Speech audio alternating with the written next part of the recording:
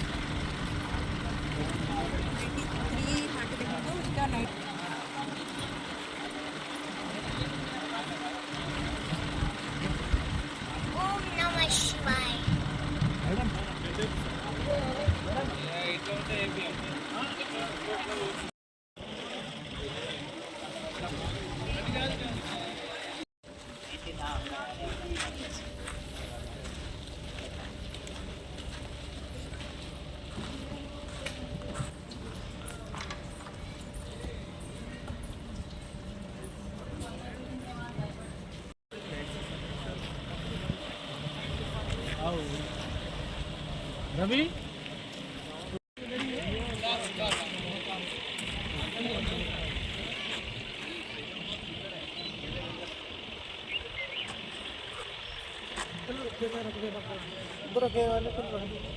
bro kita हमने रख दो भाई